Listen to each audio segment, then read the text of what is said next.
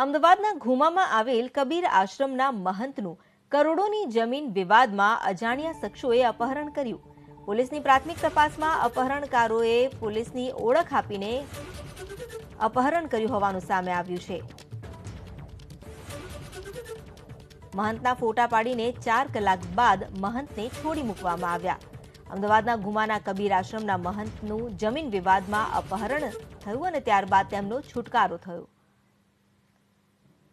પોલીસની ઓળખ આપીને મહંતનું અપહરણ કરનારે 4 કલાકમાં જ ફેરવીને મહંતના ફોટા પાડી તેમને છોડી મૂક્યા હતા।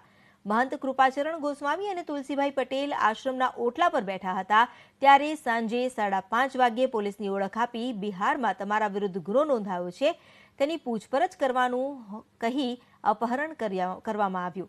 પોલીસે સીસીટીવી ફૂટેજના આધારે તપાસ શરૂ કરી, જોકે રાત્રે 9:30 વાગ્યે મહંત સામેથી રિક્ષામાં બેસીને આશ્રમ પહોંચ્યા। પોલીસે સીસીટીવી ફૂટેજના આધારે આરોપીઓની ઓળખ કરવાની કાર્યવાહી હાથ ધરી છે।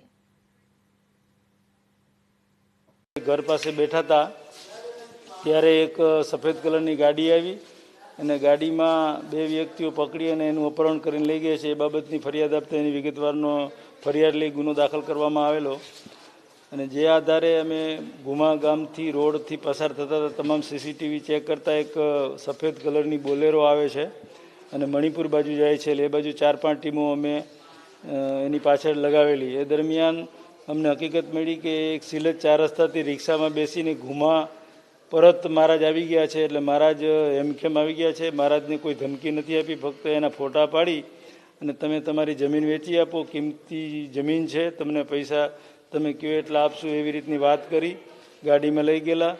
એક ફાર્મ ઉપર લઈ જાય છે, કઈ જગ્યાએ લઈ જાય છે એને ખબર નથી અને સિલજ 4 રસ્તા ઉતારીને રિક્ષા મારફતે ઘુમા પાછા આવે છે। આવી વિગતવારની અમને એનું સ્ટેટમેન્ટ આપતા એની ગાડી કેટલી હતી, વ્યક્તિઓ કોણ કોણ હતા, એની અમારી 4 ટીમ અત્યારે તપાસમાં લાગેલી છે। ટૂંક સમયમાં આરોપી પકડાઈ જશે।